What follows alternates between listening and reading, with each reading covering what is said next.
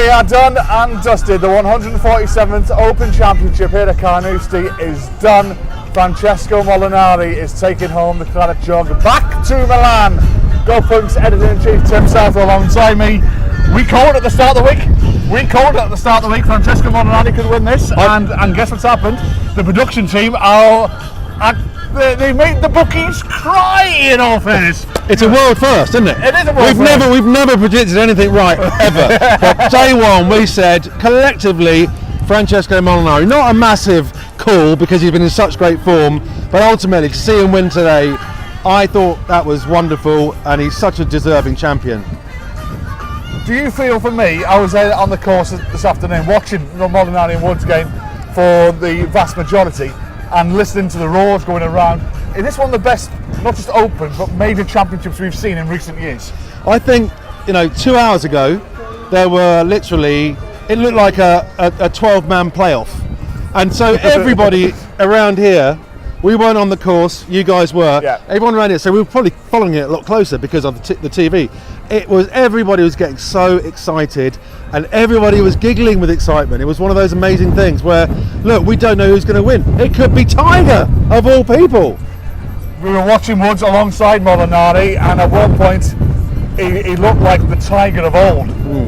But until a bad second shot on the, I believe it was the 11th. At that point we were at the bar, but were you now? Yeah, surprised. We couldn't get hold of him for a good hour. Shock horror, yeah. But we were stuck in the Ryanair queue, in all fairness. At the bar. Yeah. But a double bogey on 11 cost him some momentum. But whilst we were watching Molinari at the same time, we see him reel off par after par after par after par, and we said earlier in the week, patience is the key to conquer Carnoustie. Yeah. And I think it was shown today. Well, I thought it was really weird the way that the leaders all started. It made it look like a really difficult course. And okay, nobody went super low today. Eddie Pepperell shot 67, but nobody went super low today because of the wind, I guess, and the greens were a bit firmer.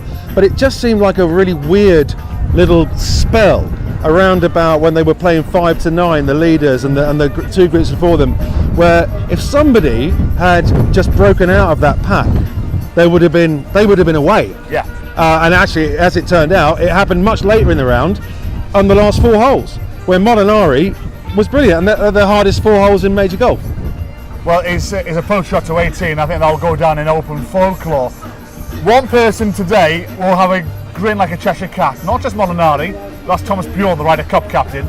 He's got Molinari there. Second was Rose alongside McIlroy. Yeah. Eddie Pepperell was up there. Tommy Fleetwood didn't have a good day, but he was still finishing in the top 20. European golf, when we were thinking that the Americans were going to be hammering us over the next few days. Yeah. The Europeans have roared back with a vengeance. Well, I look back at Medina 2012, where Molinari played Tiger, and obviously the miracle of that last day. And Molinari beat Tiger that day, and I think he's done it before as well. Don't quote me on that, but he's basically gone head to head with him before. So for him to actually beat Tiger today, that was almost in his mind, I'm sure, thinking, if I could beat Tiger today, I've got a good chance of winning, because Tiger is still Tiger. Yeah. We've seen that today. He's still Tiger Woods. He still can win major championships. Regardless of that, let's look at the other players that got close. You're still happy with your Kevin Kisner bets. Kevin Kisner. The Kevin Kisner dream is over. Kiz, where are you? Sorry. Oh, I mean, I had him each way before we started, and good odds as well. Exceptionally good odds. I think it was 175 or 200s, wasn't it? Something like that. 200 to 1. 200 to 1. Come up on my phone. I always put a bet on Kevin Kisner. He's never actually come through. Always each way. Masters, he's been close, but today he came through for me. Made me a bit of money.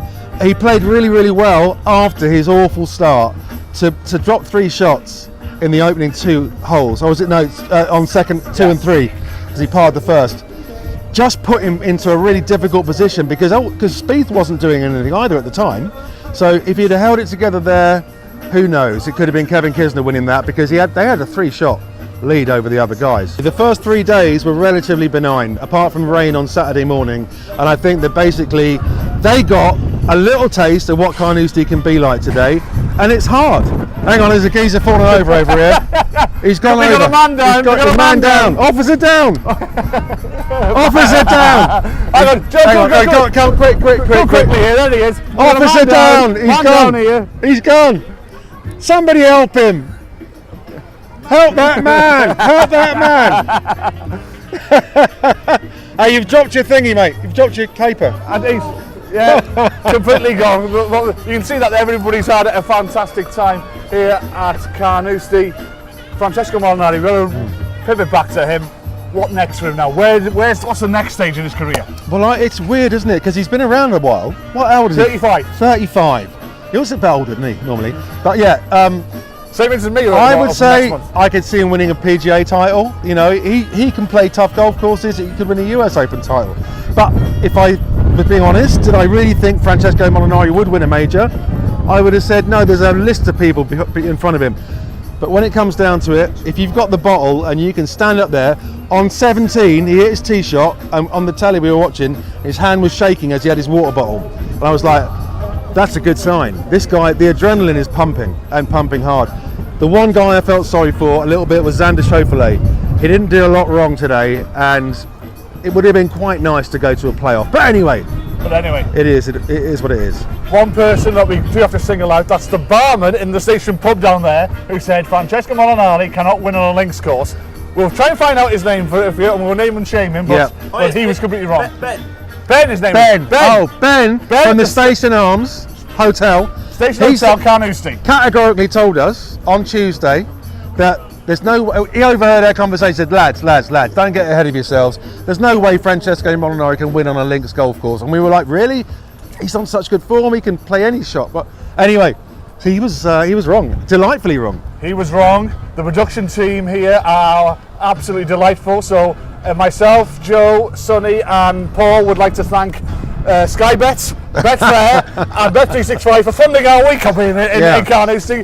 The champagne is on ice as Frankie conquered Carnoustie. And look, I got to say a big thanks to the Blue Bar at Carnoustie here for hosting us for the week. This amazing location. Look at this. This is where we are at the entrance of the whole thing. And it's been wonderful. I mean, we look like we're Sky TV, right? Right here. I mean, well, you know, I'll let you judge whether we're better or worse. But Indeed. We are having the greatest time ever. And I think that's what GolfPunk's all about. More news and reviews at golfpunkhq.com. But from Carnoustie, Molinari was magical. Thanks for now.